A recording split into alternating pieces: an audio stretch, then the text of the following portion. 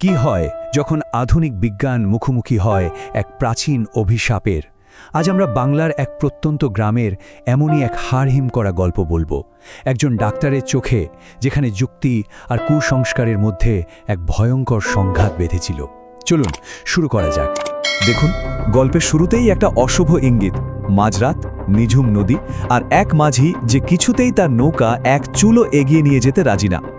আসলে হিজলতলির এই জলাভূমিটাই যেন এক আদিম অন্ধকার, এক কুসংস্কারের জন্মস্থান, যা শহরের আধুনিক যুক্তিবাদকে রীতিমতো ব্যঙ্গ করে।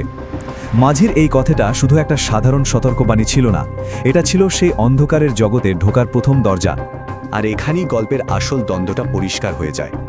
একদিকে আছেন কলকাতা থেকে আসা ডক্টর মিত্র, যিনি বিজ্ঞানের আলোয় সব কিছু দেখতে আর বিশ্লেষণ করতে অভ্যস্ত। আর অন্যদিকে আছে হিজলতলির সেই হাজার বছরের পুরনো বিশ্বাস, জমিদার বাড়ির কয়েক প্রজন্মের অভিশাপ, আর এমন এক জগৎ যার কথা কোনো ডাক্তারি বইতে লেখা নেই। ডক্টর মিত্র প্রথমে সব ভয়টয়কে একদমই পাত্তা দেননি। তার মনে হয়েছিল, আরে গ্রামের লোক ম্যালেরিয়া বা টাইফয়েডের জীবাণু কী জিনিস তা তো বোঝে না, তাই ভয় পায়। তার যুক্তিবাদী মন বলছিল, এই মানুষগুলো ভাইরাস বা কেমিক্যাল কম্পাউন্ডের গঠন বোঝে না বলেই তো ভূতপ্রেত আর শাকচুন্নির গল্প বানিয়ে নিজেদের মনকে সান্ত্বনা দেয়। মানে পুরো ব্যাপারটাই তার কাছে বেশ হাস্যকর ছিল। কিন্তু জঙ্গলের সেই গভীর অন্ধকারে তার এই বৈজ্ঞানিক অহংকারে প্রথম একটা বড় ধাক্কা লাগে, যখন এক অদৃশ্য কণ্ঠস্বর তাকে প্রশ্ন করে তার জাগতিক ক্ষমতার সীমা নিয়ে। ভাবুন একবার, এই প্রশ্নটা শুধু ডাক্তারকে করা হয়নি, এটা ছিল আধুনিক যুক্তির প্রতি এক অলৌকিক শক্তির সরাসরি চ্যালেঞ্জ। আর এখান থেকেই তার যুক্তির বর্মে প্রথম ফাটলটা ধরতে শুরু করে। অনেক বাধা পেরিয়ে ডাক্তার যখন শেষমেশ রায়চৌধুরী জমিদার বাড়িতে পৌঁছালেন, তখন তার সামনে যেটা ছিল সেটাকে ঠিক বাড়ি বলা যায় না, মনে হচ্ছিল যেন ইতিহাসের এক ধ্বংসস্তূপ। এককালে যে প্রাসাদ ছিল ক্ষমতা আর জৌলুসের কেন্দ্র, আজ তার দেওয়াল থেকে ইট খসে পড়ছে, আগাছায় ঢেকে গেছে সব কিছু। এটা শুধু একটা বাড়ির ক্ষয় নয়, এটা ছিল রায়চৌধুরী পরিবারের ওপর নেমে আসা অভিশাপ আর তাদের হারিয়ে যাওয়া গৌরবের এক জীবন্ত প্রতীক। বাড়ির কেয়ারটেকার বীরেশ্বর যখন ডাক্তারকে ভেতরে নিয়ে যাচ্ছিলেন, তখন কিছু অদ্ভুত আর গাছ হোমছমে কথা বলছিলেন। এগুলো কিন্তু কোনো সাধারণ সাবধান মানে ছিল না। প্রত্যেকটা কথা, প্রত্যেকটা নির্দেশ যেন এক অন্য জগতের নিয়মকানুন, যা সাধারণ যুক্তি দিয়ে বোঝা একেবারেই অসম্ভব। ডাক্তার আসলে শুধু একটা বাড়িতে পা রাখেননি, তিনি এমন এক জগতে ঢুকে পড়েছিলেন যার নিয়মকানুন সব আলাদা। দোতলার সেই ঘরে পৌঁছে ডাক্তার যা দেখলেন তা এক কথায় ভয়াবহ। জমিদার বাড়ির একমাত্র বংশধর অমল নামের এক কিশোরকে খাটের সাথে প্রায় পশুর মতো করে বেঁধে রাখা হয়েছে। জ্বরের তাপে তার শরীরটা ধনুকের মতো বেঁকে গেছে। বিজ্ঞানের পূজারী ডক্টর মিত্রের কাছে এই দৃশ্যটা ছিল চূড়ান্ত অমানবিক, কিন্তু ওই পরিবারের কাছে এটাই ছিল ছেলেকে বাঁচানোর শেষ উপায়। আর এই ঘরটাতেই দুটো সম্পূর্ণ ভিন্ন জগৎ মুখোমুখি এসে দাঁড়ায়। ডক্টর মিত্র যেখানে দেখছেন হাইপোথার্মিয়া বা মেনিনজাইটিসের উপসর্গ, পরিবার সেখানে দেখছে মঞ্জুলিকা নামের এক অতৃপ্ত আত্মার প্রতিশোধ। ডক্টরের চিকিৎসা যেখানে বরফ আর ঘুমের ওষুধের সীমাবদ্ধ, পরিবারের ভরসা সেখানে শুধু ভয় আর আত্মসমর্পণ। ভাবুন, একই ঘরে একই রোগীকে ঘিরে দুটো জগৎ একে অপরের সাথে লড়ছে। ঠিক যখন ডাক্তার ছেলেটাকে একটা ঘুমের ইঞ্জেকশন দিতে যাবেন, তখনই সেই অবিশ্বাস্য ঘটনাটা ঘটে। কিশোর অমলের মুখ দিয়ে এক সম্পূর্ণ অচেনা, তীক্ষ্ণ নারী কণ্ঠস্বর কথা বলে ওঠে। এই গলাটা শুধু ডাক্তারকে ব্যঙ্গ করছিল না, এটা তার এত বছরের চিকিৎসা বিজ্ঞান আর অভিজ্ঞতার সীমাবদ্ধতাকে যেন চোখে আঙুল দিয়ে দেখিয়ে দিচ্ছিল। এই পর্যায়ে এসে ডক্টর মিত্র বুঝে গেলেন যে তার বিজ্ঞান এখানে পুরোপুরি অচল। ইঞ্জেকশনের সিরিঞ্জ বা স্টেথোস্কোপ দিয়ে এই রোগের চিকিৎসা হবে না। এই অদৃশ্য শত্রুর সাথে লড়তে হলে তাকে সবার আগের ইতিহাস জানতে হবে। তাই তিনি মরিয়া হয়ে মঞ্জুলিকার আসল পরিচয়টা জানতে চাইলেন। মঞ্জুলিকার গল্পটা ছিল আসলে এক গভীর ট্র্যাজেডি। তিনি শুধু একজন সাধারণ নারী ছিলেন না, ছিলেন একজন শিল্পী। কিন্তু বিংশ শতাব্দীর মাঝামাঝি সময়ে এক জমিদার বাড়ির কঠোর পুরুষতান্ত্রিক নিয়মকানুনের খাঁচায় তার শিল্প, তার সত্তা, তার স্বাধীনতা সবকিছুই আটকে যায়। তার নাচকে দেখা হতো বংশের সম্মানের বিরুদ্ধে এক পাপ হিসেবে।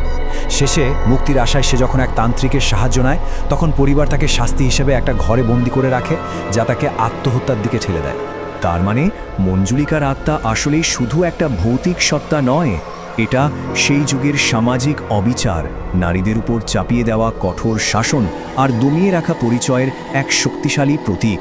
তার এই ভয়ঙ্কর ক্রোধ আসলে পুরুষতান্ত্রিক সমাজের বিরুদ্ধে এক নারীর বহু বছর ধরে জমে থাকা বিদ্রোহের আগুন। গল্পটা তার চূড়ান্ত পর্যায়ে পৌঁছায় যখন মঞ্জুলিকার ছায়ামূর্তি জানলার বাইরে ভেসে ওঠে আর একটা ভৌতিক পালকি এসে হাজির হয় অমলের আত্মাকে নিয়ে যাওয়ার জন্য। ডক্টর মিত্র তখন বুঝতে পারেন এখন আর বিজ্ঞান দিয়ে নয়, লড়াইটা করতে হবে নিখাত বুদ্ধি দিয়ে। এই প্রশ্নটাই কিন্তু ডাক্তারের চিন্তাভাবনার মোড় ঘুরিয়ে দেয়। তিনি এখন আর নিছক একজন ডাক্তার নন, তিনি একজন মনস্তাত্ত্বিক যোদ্ধা। তাকে এমন একটা অস্ত্র খুঁজে বের করতে হবে যা কোনো ল্যাবরেটরিতে তৈরি হয় না, বরং মানুষের মনের অনেক গভীরে লুকিয়ে থাকে। আর ঠিক তখনই ডক্টর মিত্র এক অসাধারণ মনস্তাত্ত্বিক চাল চালেন।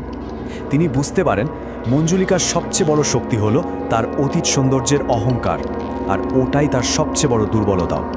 তাই তিনি প্রথমে আগুন জ্বেলে মঞ্জুলিকার মনোযোগ অন্যদিকে সরিয়ে দেন, আর তারপর সামনে নিয়ে আসেন তার আসল অস্ত্র, একটা বিশাল বেলজিয়ান কাচের আয়না।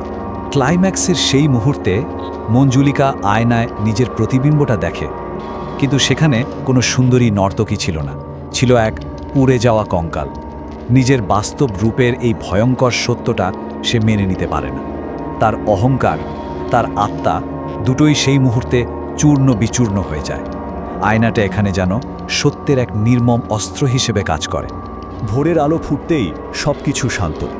ডাক্তার বারান্দায় বসে নিজের পোড়া হাতে ব্যান্ডেজ বাঁধছেন। এই একটা রাত তাকে চিরদিনের জন্য বদলে দিয়েছে। তার বিজ্ঞানের অহংকার ভেঙে চুরমার হয়ে গেছে, আর তিনি অসুস্থতার এক নতুন আরও গভীর অর্থ খুঁজে পেয়েছেন। এটাই ছিল ডাক্তারের শেষ উপলব্ধি। তিনি বুঝতে পারেন মঞ্জুলিকা আসলে কোনো দানব ছিল না, সে ছিল তার নিজের রূপ আর যৌবনের অহংকারের এক বন্দী, এক প্রজন্ম ধরে বয়ে চলা ট্রমার শিকার। আয়নাটা শুধু তাকে সেই কঠিন সত্যিটা দেখিয়েছিল যা সে সহ্য করতে পারেনি। আসল লড়াইটা আসলে বিজ্ঞানের সাথে অলৌকিকের ছিল না, ছিল অহংকারের সাথে সত্যের। জমিদার বাড়ি থেকে বেরিয়ে যাওয়ার সময় ডাক্তার নদীতে সেই ভাঙা নুপুরের টুকরোটা ফেলে দেন। এটা ছিল এক প্রতীকী বিদায়, মঞ্জুলিকার অতৃপ্ত আত্মাকে মুক্তি দেওয়ার একটা মানবিক চেষ্টা।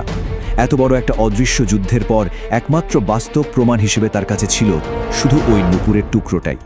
এই গল্পটা আমাদের সবার সামনে এক গভীর প্রশ্ন রেখে যায়। মনোবিজ্ঞান, বিশ্বাস আর ব্যাখ্যাতীত ঘটনাগুলোর মধ্যে সম্পর্কটা ঠিক কতটা জটিল?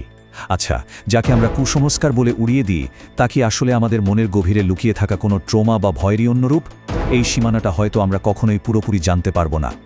বন্ধুরা, তোমাদের ছোট্ট একটা সাপোর্টই আমার বড় অনুপ্রেরণা। নিচের লাল বাটনটা একবার টাচ করে দাও প্লিজ।